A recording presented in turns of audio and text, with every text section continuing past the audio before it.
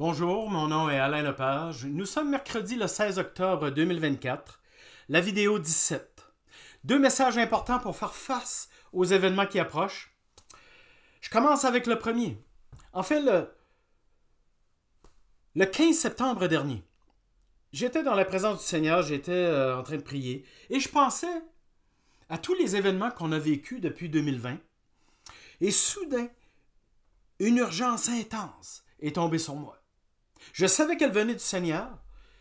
Et j'ai dit, Seigneur, j'ai posé la question, Seigneur, est-ce qu'il y a quelque chose que tu veux me dire? Est-ce qu'il y a quelque chose que tu veux qu'on sache, qu'on connaisse? Et là, on sait parfois, je le sais, parfois les réponses peuvent tarder. Mais là, dès la nuit suivante, la nuit du 15 au 16, le Seigneur m'a donné ce premier message. Il concerne l'enlèvement. Un sujet dont je ne raffole pas de parler, qui me rend un peu inconfortable parce qu'il éveille les passions. Il y a beaucoup de divergences dans le corps de Christ, mais j'ai hâte de vous en parler malgré tout. Êtes-vous de ceux qui se posent la question? Il y en a plusieurs qui m'en parlent. Qu'est-ce que ça prend pour être enlevé? Ceux qui ne seront pas enlevés, qu'est-ce qui se passe avec eux? Que vont-ils vivre? Pourquoi ne sont-ils pas enlevés? Qu'est-ce qu'ils vont traverser? Le Seigneur veut nous donner des informations aujourd'hui pour être prêt à l'enlèvement. Sinon, être prêt à faire face, à traverser les événements qui vont se dérouler après. J'aurai des informations que je juge intéressantes, importantes concernant justement l'Antéchrist et la marque de la bête. Et après que le Seigneur m'a donné ce premier message, j'ai su cette nuit-là qu'il voudrait que je fasse une vidéo. Je lui ai demandé, veux-tu que je la fasse tout de suite? Il m'a dit non, il te manque une information. Une semaine plus tard, dans la nuit du 21-22 septembre, j'étais en prière encore une fois, et soudain, au-dessus de moi, au plafond, je dis au plafond, j'ai entendu très fort un son de trompette, très court, et j'ai entendu alarme. Et le Seigneur m'a dit à ce moment-là, des événements graves et sérieux vont débuter là, parce que lui, il les appelle les rois et les méchants de ce monde, les dirigeants mondiaux, là. Parce que les rois et les méchants de ce monde vont les déclencher, mais ils vont signer un pacte, et j'ai eu l'impression à ce moment-là que ce serait annoncé dans la semaine qui suit, même le lendemain.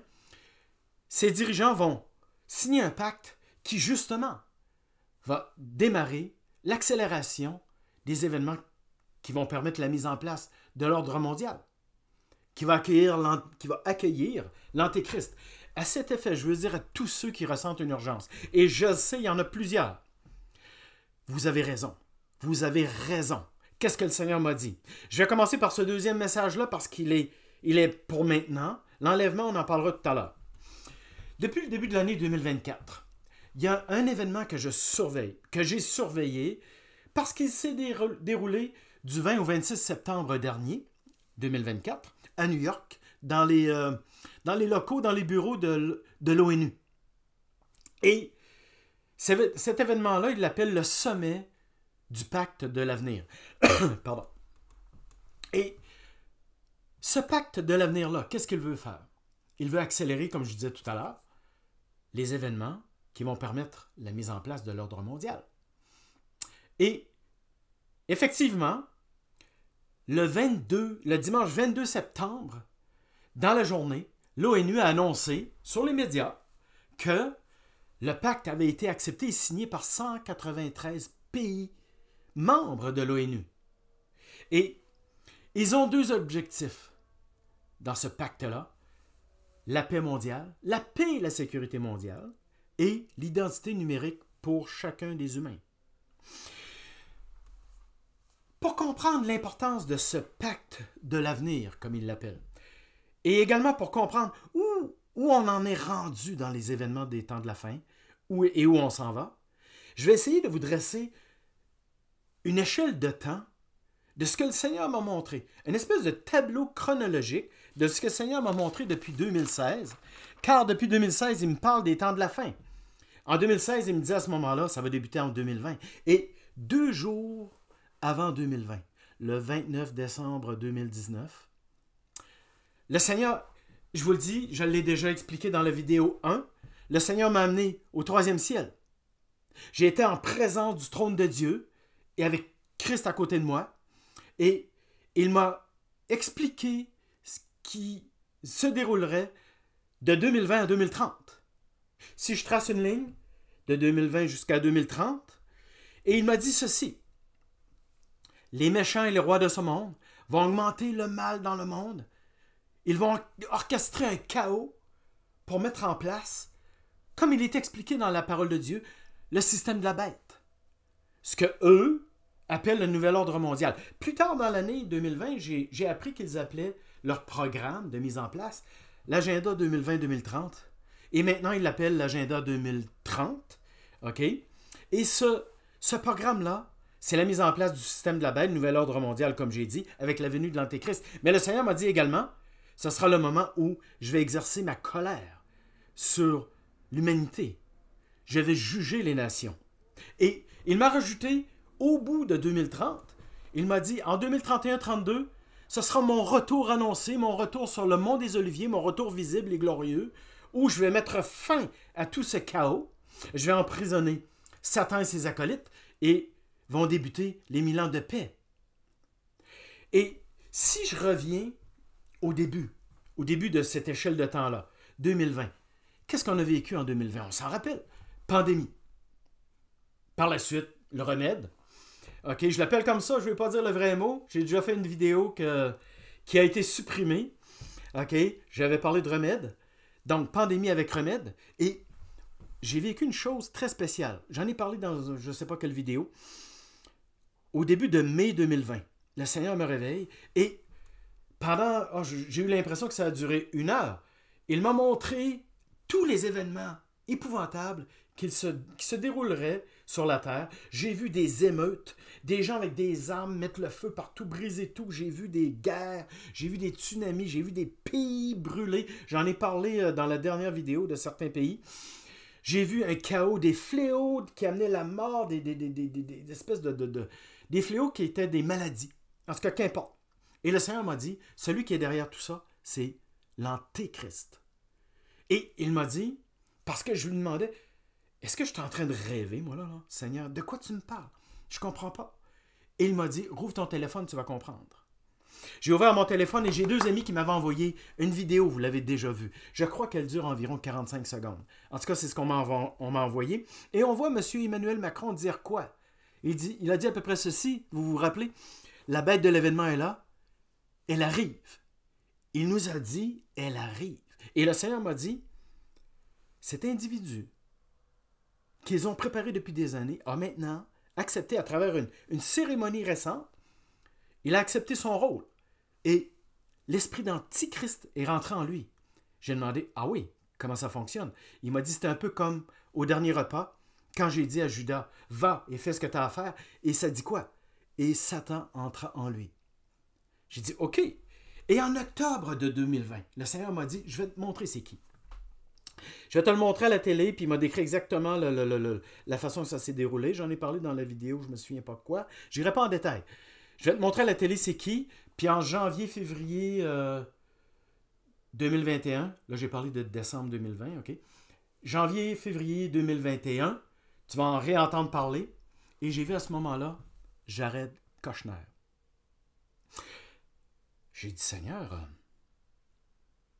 OK, mais il me semble qu'il lui manque quelque chose. Je ne sais pas, une espèce de méchanceté. Et voici ce qu'il m'a donné. Daniel 4,16. Je vous lis dans ma version. Ça dit, son cœur d'homme lui sera ôté et un cœur de bête lui sera donné. Et 7 ans passeront sur lui. 7 ans. T-E-M-P-S. Je dis ça pourquoi? Parce qu'à ce moment-là, j'ai compris qu'importe qui ce serait, j'ai su que le Seigneur va lui enlever son cœur de chair pour lui donner un cœur de bête pendant une période de 7 ans. T-E-M-P-S. Il y a des noms qui circulent, déjà à ce moment-là. Mais je peux vous dire avec assurance... je vais vous dire quelque chose. La façon que le Seigneur me parle, c'est 2 façons. OK? je ressens des choses. Je ressens des choses et à un moment donné, ce que je ressens grossit, grossit, grossit en certitude. Et soudain, dans un deuxième temps, le Seigneur arrive puis bang! il me confirme, oui, ce que tu ressens est réel. Puis là, il me donne des détails puis des informations de plus. Et c'est souvent là qu'il va me dire, fais une vidéo. Et là, je fais une vidéo. OK? Et là, je dis ça pourquoi? Parce que je ressens qu'il y a des noms qui circulent, puis je ressens avec certitude, presque certitude, que c'est M. Kushner.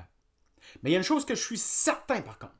Ce n'est pas M. Trump, Donald Trump, qui est l'antéchrist. Non, lui, il est là pour préparer, faciliter le chemin de la venue de l'antéchrist. OK? C'est son gendre, en passant, qui est Jared Kushner. Mais en tout cas, ce n'est pas M. Elon Musk. Là, je vous parle de certains noms qui circulent. Ce n'est pas M. Poutine, ce n'est pas M. Macron. Le Seigneur m'a dit, il est le porte-parole officiel des satanistes de ce monde. On va en reparler tout à l'heure. Quel autre? Ah, Prince William. J'ai pas de certitude, mais je ressens que c'est pas lui. Il y a un nom qui circule, c'est le roi Charles. J'ai l'impression que c'est pas lui. Mais moi, j'en ai parlé au Seigneur.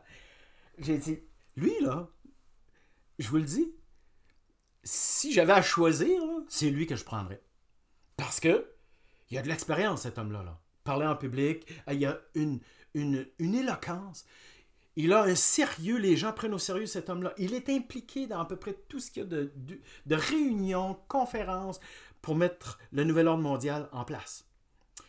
Mais le Seigneur m'a dit, de toute façon, qu'importe, je vais lui enlever son cœur, qu'importe qui ce sera, je vais lui donner un cœur de bête pour une période de temps.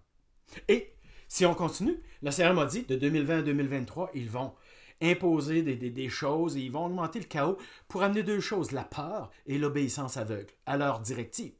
Et il m'a dit ceci, en 2023, ces rois, ces méchants-là, là, okay, les dirigeants de ce monde, vont prendre une décision qui va être le début de la mise en place du système de la bête. OK?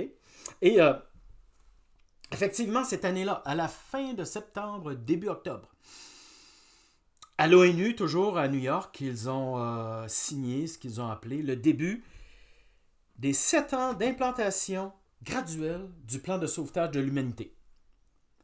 Des beaux mots pour parler du nouvel ordre mondial. OK? Et qu'est-ce qui s'est passé quelques jours après, en octobre dernier, 2023? 7 octobre 2023, conflit affreux a démarré en Israël.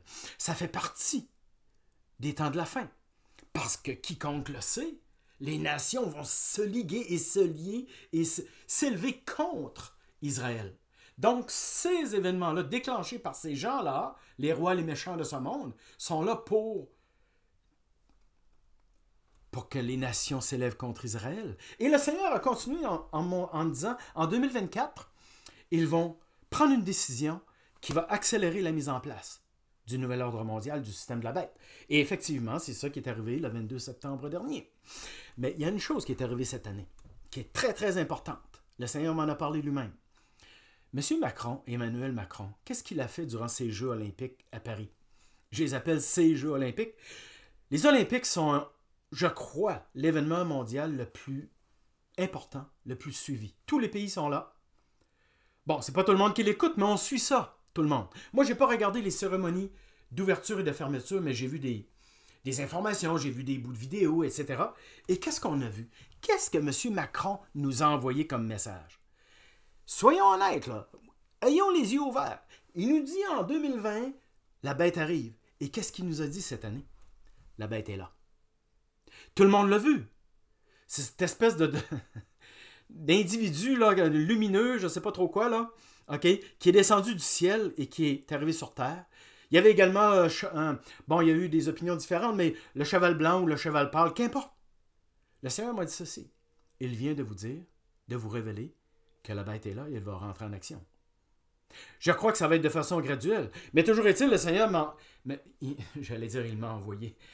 Il m'a amené plutôt dans 2 Thessaloniciens, chapitre 2, verset 3. Moi, regardez, j'ai 3 applications qui me donnent accès à 28 versions différentes en français de la parole de Dieu. J'aime consulter ces choses-là quand je veux voir les nuances. OK? Et j'ai lu 2 Thessaloniciens 2, verset 3. Et qu'est-ce que ça dit, grosso modo? L'impie doit d'abord être révélé. Le Seigneur m'a dit, eh bien, c'est fait. C'est fait, il vient de vous être révélé. Révélé avant quoi? Avant qu'il se manifeste de façon officielle publiquement, avant l'enlèvement. OK? Bon, on continue. Je veux vous donner des petites informations concernant le pacte de l'avenir. Oui, c'est un gouvernement mondial unique. OK? Pour amener des solutions uniques et communes pour tous les pays afin de faire face aux urgences planétaires, aux chocs mondiaux. Ils ont 2 objectifs, je l'ai dit tout à l'heure. Paix mondiale. Leur priorité, c'est quoi? Arrêter les guerres. Et surtout, et c'est vraiment là leur priorité, la guerre en Israël, ce qui se passe en Israël. OK? Deuxième objectif, la sécurité mondiale, protection pour tous. À quel niveau? Santé, on entend parler de pandémie sans arrêt, là. Environnement, tout ce qu'ils nous disent concernant l'environnement, et l'économie. La dette mondiale a augmenté, la dette des pays et des individus a augmenté, c'est complètement fou. Et eux veulent agir de façon à la diminuer, sinon la faire disparaître. Et c'est quoi qu'ils ont comme objectif? L'identité numérique pour chacun et une monnaie numérique. Ils veulent complètement éliminer la monnaie papier et métallique. Ça va être rapide. C'est presque prêt, là. Ben, je dirais que c'est prêt. Ils vont mettre ça en marche, là. OK? À ce moment-là, ils disent, pour le bien de tous, ils vont pouvoir contrôler. Ils vont empêcher les magouilles, ils vont contrôler les achats, les ventes, puis ils vont empêcher que des dettes de fous se prennent place sur la planète. Ils disent, vous vivrez enfin en sécurité. Est-ce que nous sommes proches d'une alliance de paix en Israël? Dimanche 22 septembre, ils ont signé un pacte, et dès le lundi, et depuis ce temps-là, plusieurs dirigeants mondiaux ont parlé de la paix en Israël. Hey, je vous parle de 3.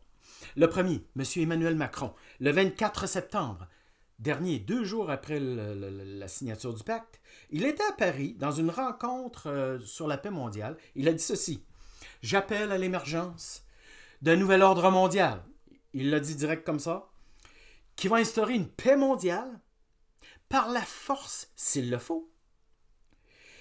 Et j'appelle également à l'émergence ou à l'instauration d'une solution à 2 États, en Israël, et à un cessez-le-feu au Liban. Deuxième personne qui a parlé, et là j'ai resté bête, là. OK. Qui sort de son silence depuis 3 ans? M. Jared Kushner. Je ne sais pas quel poste il occupe actuellement, mais toujours est-il qu'il est sorti sur la scène internationale et il a dit ceci. Il a insisté, exigé, dans son allocution, l'invasion du Liban afin que tout arrête. Deuxième chose, il a dit, les États-Unis doivent absolument envoyer des soldats afin que la paix en Israël prenne place. Et il a dit, Israël doit absolument finir le travail qu'il a débuté. Je l'ai à l'œil, ce monsieur, mais ça c'est moi. Troisième personne qui a parlé, M. Vladimir Poutine, le 11 octobre dernier, c'est il y a 5 jours. Il était au Turkménistan dans un forum sur la paix mondiale et il a dit ceci. Un nouvel ordre mondial est en train de se former. Un processus naturel et irréversible pour le bien de tous. 3 objectifs sont visés. La paix, la justice et l'équité. Sommes-nous près d'une alliance de paix? Ça parle très fort. OK? Et maintenant, je reviens au 15 septembre, quand le Seigneur m'a donné le premier message sur l'enlèvement. Qu'est-ce qu'il m'a dit? Premièrement, il m'a dit, le mal va augmenter encore et encore et encore. L'apostasie va augmenter encore. En fait, il m'a dit, l'augmentation de l'apostasie va augmenter avec l'augmentation du péché. On le sait, le péché sépare de Dieu. OK? Deuxième chose qu'il m'a dit, la première fois que je suis venu, là, il y a 2000 ans, je suis venu comme sauveur. Maintenant, je viens comme juge. Je vais juger les nations, car le niveau de dépravation sur terre est à son comble. L'humain a fait que le bien est rendu mal et le mal est rendu bien. Il m'a dit en troisième lieu, Satan est en train de réaliser son rêve à travers l'homme, son rêve de s'élever au-dessus de Dieu et de prendre la place de Christ. Il m'a dit, regarde, maintenant l'homme ne veut plus rien savoir de Dieu. Une forte majorité d'humains ne veut plus rien savoir de Dieu. Pire, les humains ne veulent plus rien savoir des lois de Dieu. Ils ont fait des lois qui s'y opposent. Troisièmement, il m'a dit, le mal prend place dans le cœur de l'homme de plus en plus. Et finalement, il m'a dit, plus que jamais, Satan est le prince de ce monde. Quand on parle des lois qui s'opposent à Dieu, rapidement, j'en ai déjà parlé dans une autre vidéo, Dieu dit de ne pas se tuer, de ne pas tuer. Maintenant, il y a des lois qui protègent et encouragent le suicide, l'euthanasie, l'avortement. L'avortement. Deuxième loi, Dieu parle de mariage. Maintenant, il y a des lois qui protègent et favorisent la vie de couple hors mariage. Pire, des lois, une troisième loi, des lois qui protègent et qui permettent le mariage entre deux hommes ou entre deux femmes. Alors, oui, le mal est à son comble. Une quatrième loi, pire que pire, les mouvements, des lois qui protègent les mouvements LGBTQ, là, etc. Là. Okay? Ces mouvements qui dénaturent l'homme, qui dénaturent la femme, et pire, qui favorisent et encouragent le changement de sexe. Comme cinquième loi, il y en aurait d'autres, mais toutes les lois qui sortent Dieu des pays où Dieu ne doit plus être mentionné ni rien dans les gouvernements, les administrations publiques, dans les écoles. En fait, l'homme sort Dieu de sa vie. Et le Seigneur m'a dit, quiconque va s'opposer à ces lois, quiconque va dire que Dieu s'oppose à ces lois, sera persécuté comme jamais. Il dit, ça va augmenter. Faites attention à vous.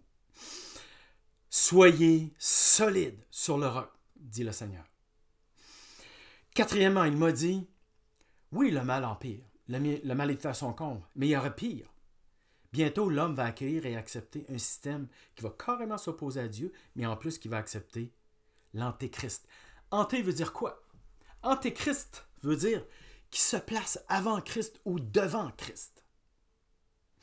Ça approche. C'est très, très près, là. C'est une question de mois, années, là.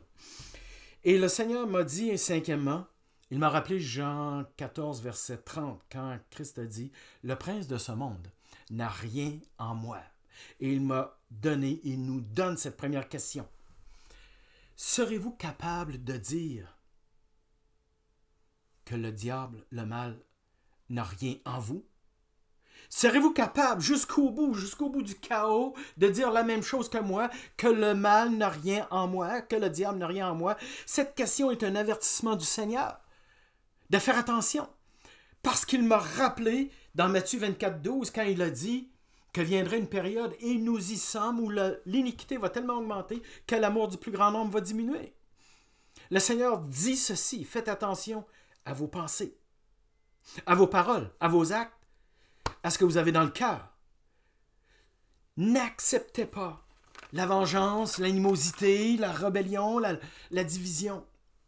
Deuxième question qu'il nous sert, qu'il nous demande, et celle-ci m'a attristé. Écoutez-la bien.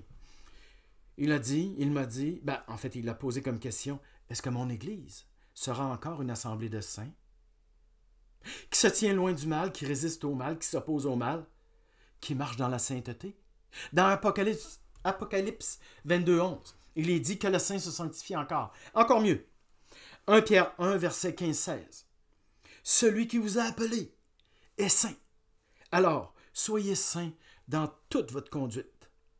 Soyez saints car je suis saint, dit le Seigneur. Et c'est là qu'il m'a dit, ce qui approche, oui, ce ne sera pas facile. Des épreuves difficiles. Mais le Seigneur m'a dit ceci, ça va amener 3 choses bénéfiques. Première chose que les épreuves amènent, les épreuves font de nous un témoignage. Apocalypse 12, verset 11. Ils ont vaincu le diable grâce au sang de l'agneau, mais également par la puissance de leur témoignage. Le Seigneur dit, vous serez et vous êtes un témoignage. Deuxième chose que les épreuves font, les épreuves purifient notre foi. Comme Là, je suis dans 1 Pierre 1, verset 6-7. Les épreuves purifient notre foi comme le feu purifie l'or. Que Pierre nous dit. Les épreuves prouvent la valeur de notre foi. Troisièmement, les épreuves nous rendent inébranlables. Dans 1 Pierre, chapitre 5, ce coup-ci, versets 10 et 11. Les épreuves nous affermissent, nous fortifient et nous rendent justement inébranlables. Et le Seigneur m'a dit en 6e lieu, pour ceux qui vont le vouloir et qui vont vraiment se consacrer à moi, être de vrais disciples, je vais donner l'esprit d'Élie. Ceux qui vont crier à moi auront l'audace et le courage d'Élie. Cet homme qui s'opposait au mal, qui résistait au mal, qui proclamait la vérité. Le Seigneur nous a dit dans Romains 10, 14, puis il me l'a rappelé, comment croiront-ils s'ils n'entendent pas? Nous avons une mission. Nous avons une mission. Et là, c'est là, cette nuit-là, que le Seigneur m'a parlé de l'enlèvement de façon spécifique. Il m'a dit, 3 événements très forts et décisifs et importants sont devant vous. Je vous les présente. En fait, 3 moments où chacun de nous aurons décidé de nous consacrer totalement à Christ ou pas. Où nous aurons à démontrer notre foi. J'ai remarqué en plus de 40 ans de chrétienté que l'épître de Jacques n'est pas l'épître favori des chrétiens. Très peu de prédications, etc. Et qu'est-ce que Jacques dit? Il dit que de ne pas se borner simplement à écouter ou connaître la parole. Non, il faut la pratiquer. Et il dit dans le chapitre 2, une foi sans les œuvres, elle est morte, inutile. Peut-elle sauver même, dit-il. Il dit également, la foi se démontre ou se montre par les œuvres. Il parle à ce moment-là d'Abraham, de Rahab, la prostituée, qui tous les deux ont prouvé, démontré leur foi à travers leur acte d'obéissance. Le Seigneur nous demande d'être de vrais disciples qui mettent en pratique la parole. Et voici le premier moment fort qui nous attend. En fait, le premier est maintenant, avant l'enlèvement. Le Seigneur m'a dit ceci. Il dit, soyez de vrais disciples de Christ avant l'enlèvement. Je vais vous dire quelque chose. L'enlèvement. Je le sais, il y en a qui, pour eux, c'est à la fin, ce qu'on appelle les tribulations. Il y en a d'autres pour qui c'est au début des 7 années de tribulation, qu'importe. OK? En passant, jamais le Seigneur m'a parlé de tribulation. Je ne dis pas que ça existe, là. Je vous dis que moi, j'ai jamais entendu j'ai jamais entendu le Seigneur prononcer le mot tribulation. Mais c'est un détail que je vous dis là. OK? Je vous ai parlé que le Seigneur me parle de 2 façons. Moi, là, depuis 2021, le Seigneur me dit, à chaque année, de façon assurée et sûre et certaine, je l'ai dit en 2021, non, il n'y aura pas d'enlèvement cette année. Également en 2022, également en 2023, et je le répète cette année de façon sûre et certaine. Je peux me tromper, mais j'ai une assurance que le Seigneur m'a dit, ce ne sera pas cette année. OK? Par contre, ce que je ressens de plus en plus fortement, c'est que l'enlèvement n'aura pas lieu en 2025, ni en 2026, mais dans la deuxième portion de 2027. OK, vous n'êtes peut-être pas d'accord, mais s'il vous plaît, écoutez. OK?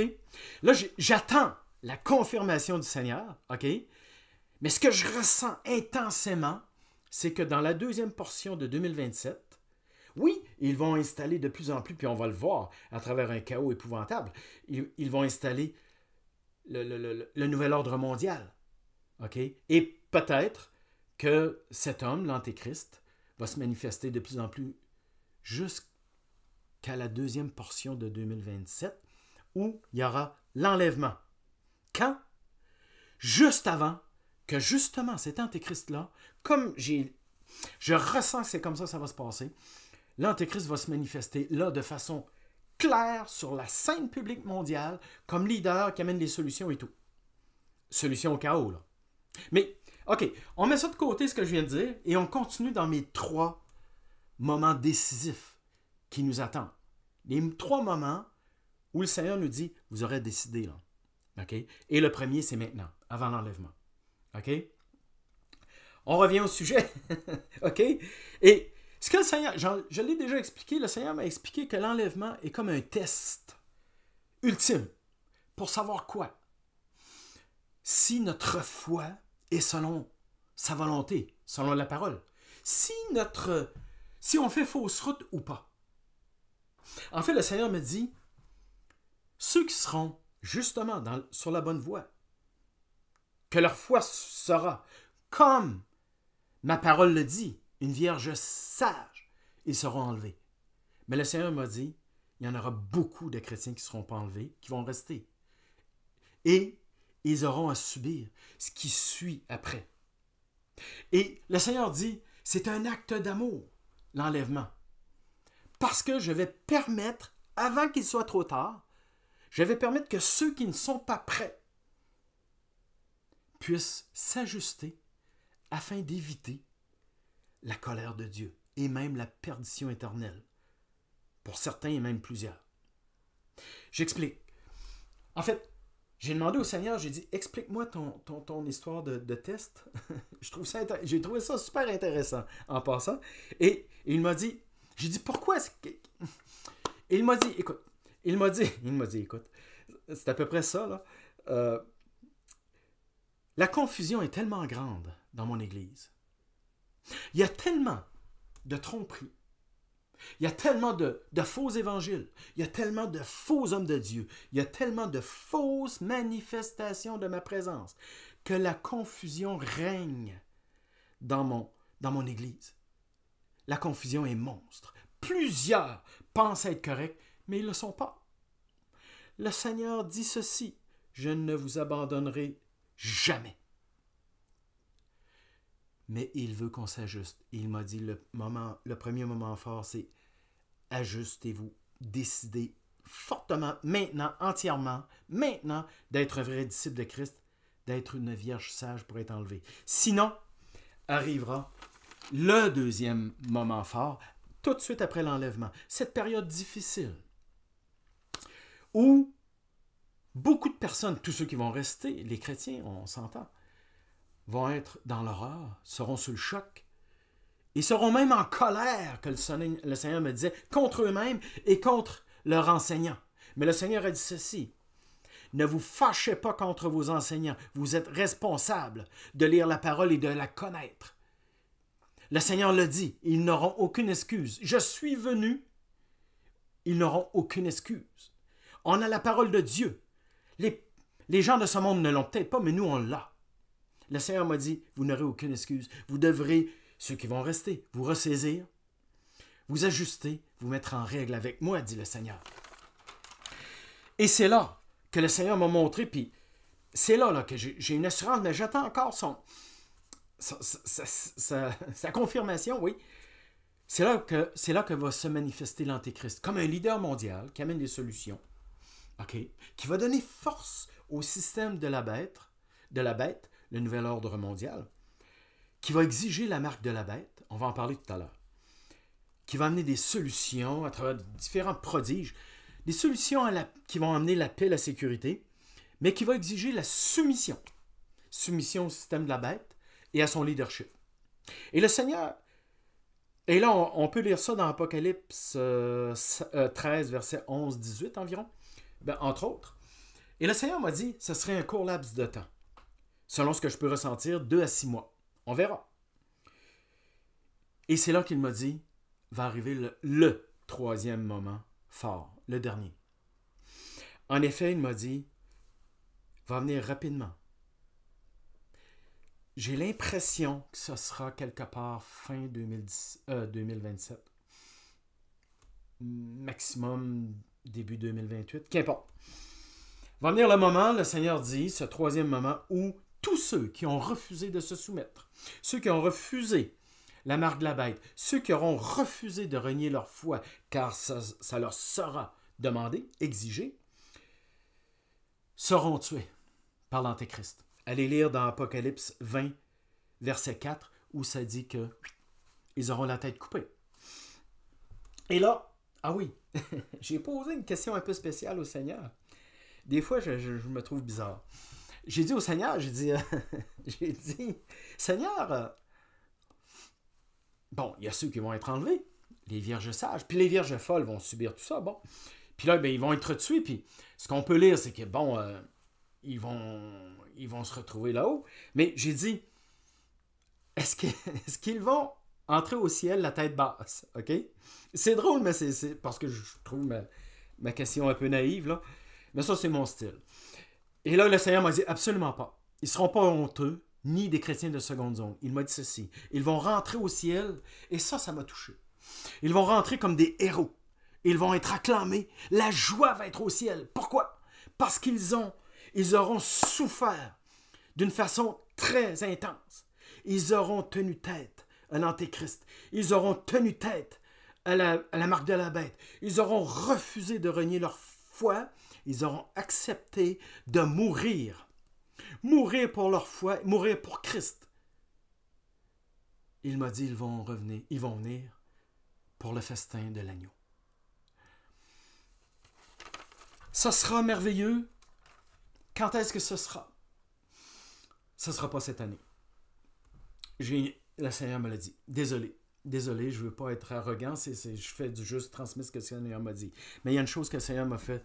J'ai été surpris en septembre de ce que le Seigneur a fait. Moi, j'écoute très peu de vidéos. Mais le Seigneur, j'ai une amie, Lisa, qui m'a transmis une vidéo. Elle est longue un peu, je l'ai écoutée parce que le Seigneur m'a dit, Alain, t'écoutes ça. C'est lui qui me dit d'écouter des vidéos, ou pas. Puis j'en écoute pas beaucoup. Et il m'a dit, t'écoutes cette vidéo-là en détail.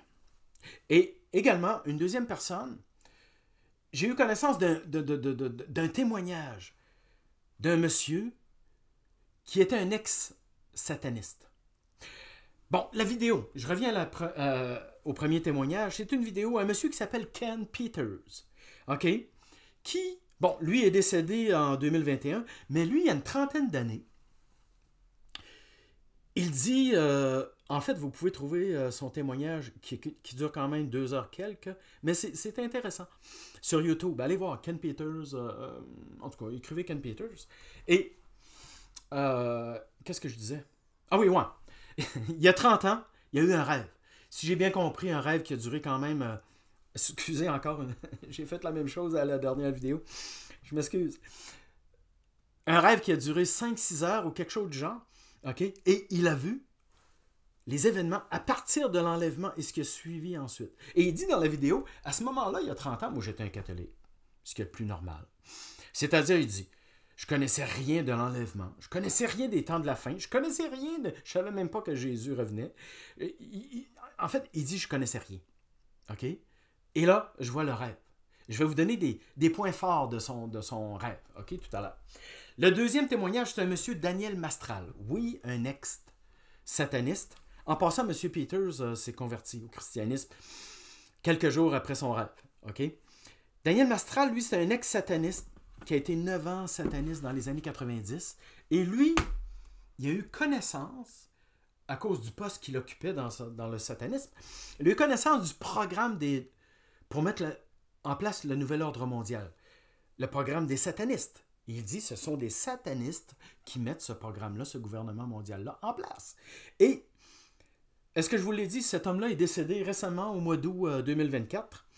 Et je vais vous donner quelques informations intéressantes, moi je trouve, de sa part. En fait, j'ai l'impression que le Seigneur, oui, il m'a dit, t'écoutes M. Peters, puis tu lis Daniel Mastral. Je crois qu'il n'y a pas de vidéo à propos de M. Daniel Mastral, mais il a écrit des livres. Qu'importe. Il m'a dit, tu lis et t'écoutes ça. Et j'ai eu l'impression que c'était pour me confirmer ce que le Seigneur me disait et que je ressens là. En tout cas, je commence. M. Peters, ce qu'il a vu, il voit l'enlèvement arrive, et là, il voit les morts ressusciter, beaucoup de chrétiens disparaître. Et il dit qu'ils avaient une robe blanche étincelante, rayonnante, etc. Mais ce qu'il a su dans son rêve, c'est que ceux qui étaient restés étaient des chrétiens tièdes, qui avaient peu de passion pour Dieu et Christ, et qui vivaient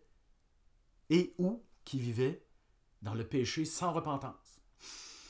Et là, il a dit, à partir de l'enlèvement, pendant 2 semaines, ça a été les ténèbres.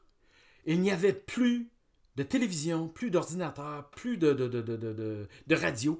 Les systèmes bancaires étaient à l'arrêt complet. Je crois, j'ai un blanc là. Je crois qu'elle dit qu'il n'y avait même plus d'électricité, mais en tout cas, ça c'est à vérifier.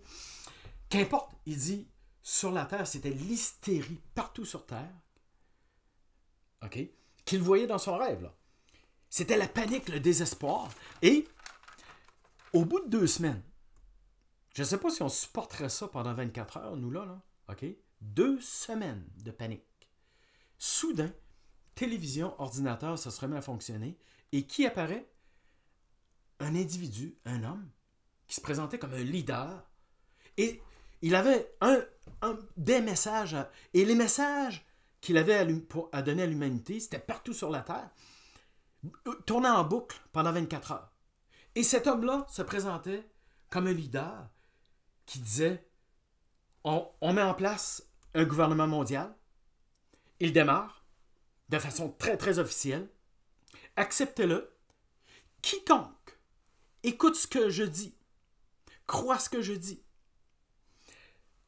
sera sauvé et tout ira bien dans sa vie. Il a décrit cet homme-là. Il a dit que c'était un homme de belle apparence, chic, très chic dans son habillement. Il a dit qu'il était ni vieux ni jeune, peut-être mi-âge. Il était éloquent, charismatique. Il était convaincant, il était apaisant. Mais Peters dit, contrairement à tout le monde qui le trouvait fantastique, il dit, moi, je sentais qu'il était démoniaque, diabolique. Et cet homme-là a commencé à dire, bon, gouvernement mondial, mais il dit, vous savez ceux qui sont disparus? C'était le jugement de Dieu. Dieu nous a débarrassés d'eux. Ces gens qui créaient division, qui étaient contraires à nous tous sur la terre. Et il a dit, maintenant, parlons d'unité mondiale. Un temps nouveau est devant nous, un ordre mondial nouveau est devant nous. Je le mets en branle maintenant, OK? Ça va amener une paix mondiale. Et Peters dit, dans son rêve, il dit, j'étais ébahi de...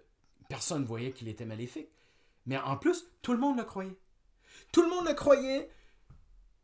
Tous acceptaient ou adhéraient à tout ce qu'il disait. Tout se mettait en place facilement. Il n'y avait aucune opposition parce qu'il n'y avait aucune solution. Tous les gens étaient dans le néant. OK? Et là, il dit, dans mon rêve, je marchais dans la ville où je demeure et j'ai rencontré un vieux monsieur. Il dit, j'ai su que c'était un évangéliste, mais contrairement à tout le monde qui était dans le désespoir, lui était joyeux. Et il était suivi par un groupe de personnes qui étaient comme lui et qui acceptaient son message, et qui étaient des chrétiens comme lui. OK? Il dit, je lui ai demandé, mais pourquoi vous n'êtes pas disparu avec les autres? Il dit, parce que moi, j'avais pas ma vie en règle avec Dieu. Mais maintenant, c'est ça que Peters dit, il dit, cet homme-là avait Bible en la main, OK? Et il proclamait la vérité. Il disait à tout le monde, repentez-vous, c'est la fin du monde. Repentez-vous, acceptez le salut en Christ. Il évangélisait, et c'est pour ça qu'il y avait de plus en plus de monde qui le suivait, et Dieu pourvoyait aux besoins de ce groupe-là. Nourriture et tout le reste, là, OK? Et Peters dit, dans mon rêve, la période où ils ont évangélisé, c'était environ 3 à 6 mois. OK? Et là, il dit, le problème, c'est qu'il y avait une loi martiale partout sur la terre qui avait été décrétée par cet homme-là, ce leader-là. OK? Et c'était l'armée partout, dans des camions, des gros camions. Ils circulaient. La marque de la bête, de volontaire qu'elle était, elle était devenue obligatoire. Et ces militaires-là, qu'est-ce qu'ils faisaient? Ils cherchaient des chrétiens et ceux qui refusaient la marque de la bête. En fait, il a dit, littéralement, il kidnappait ces gens-là et les amenait dans des bâtiments pour les interroger. Interroger gentiment au début, mais tranquillement, ça devenait, et rapidement, ça devenait de plus en plus agressif. Et qu'est-ce qui était exigé à ces personnes-là? Prendre la marque de la bête et renier leur foi, afin de se soumettre à ce gouvernement mondial-là, à cet homme-là qui dirigeait comme un leader le mouvement planétaire. Et ceux qui refusaient, dans son rêve, il les a vus en file indienne. Ils étaient placés en file indienne par des soldats qui étaient partout, OK, autour d'eux, en file indienne, puis il a dit, j'ai vu une file indienne d'au moins 100 mètres de long, OK? Et il dit, on avançait, parce qu'il en faisait partie de la file, d'un pas aux 5 minutes. Et là, il a vu au début de la file un gros bâtiment avec une porte, et la porte s'ouvrait aux 5 minutes et laissait passer une personne dans la file. Et c'est là qu'il a su que dans son rêve, c'est hey, il rentre là pour la dernière chance, pour la dernière fois, il leur a dit de renier leur foi, sinon il se faisait couper la tête. OK? Et là, le stress est venu en lui, qu'il a dit. Mais il dit, les autres chrétiens, eux, étaient audacieux, puis ils prêchaient la parole, puis ils parlaient aux soldats qui étaient là. Puis...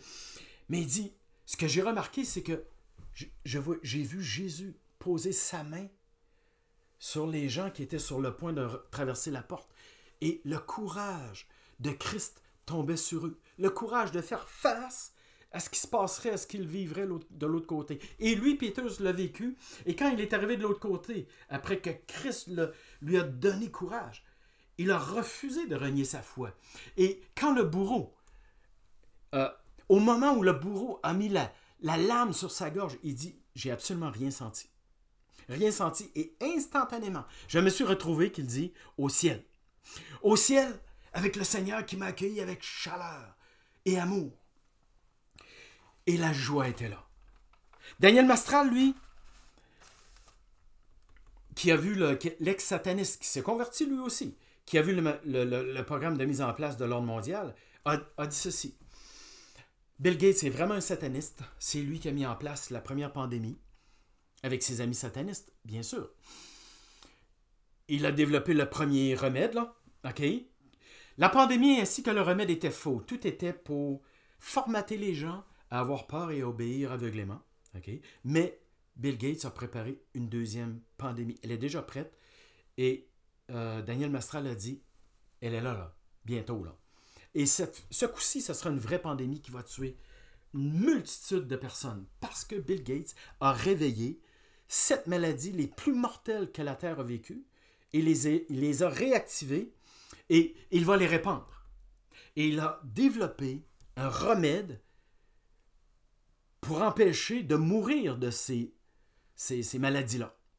Il dit, Mastral, le remède qui s'en vient va vraiment fonctionner ce coup-là. Okay? Il dit, c'est là l'astuce de Satan. Okay? Ça sera très difficile de refuser ce remède-là.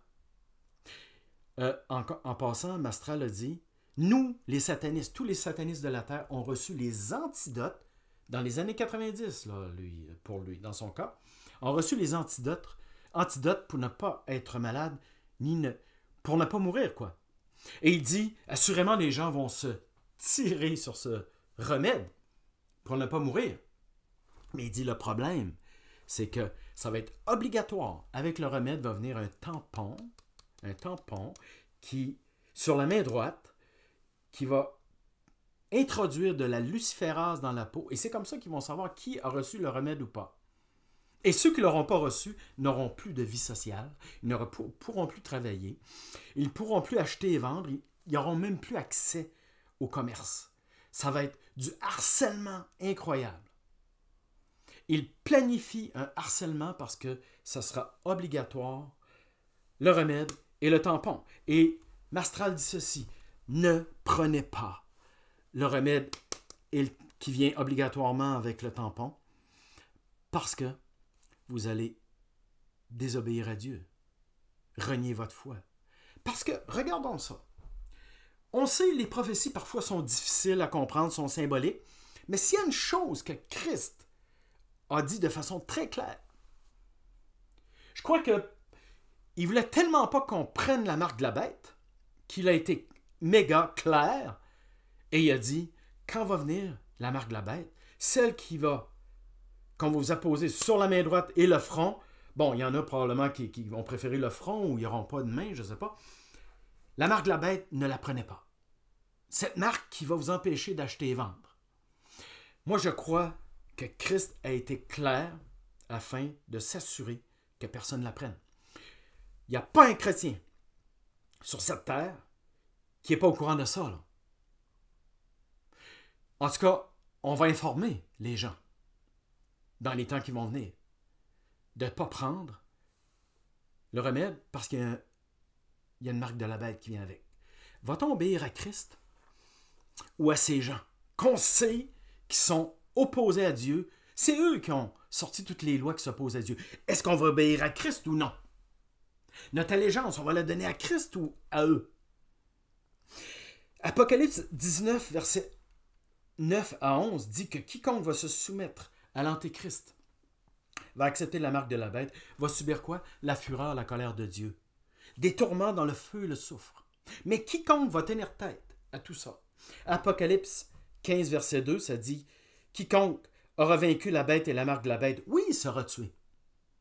Mais il va se retrouver au ciel à chanter les cantiques de l'agneau. » Je termine en vous disant ceci. Le Seigneur m'a dit « Quiconque n'écoute pas ce message et ne prend pas ce message au sérieux. Quiconque est idolâtre et ne fait pas une priorité dans son cœur, ne met pas en priorité Dieu et Christ. Quiconque est tiède, quiconque n'est pas consacré totalement à Christ, ne sera pas enlevé. » Ça veut donc dire que ces personnes vont vivre l'après-enlèvement. L'après-enlèvement, dans la parole, ça parle du feu de l'épreuve.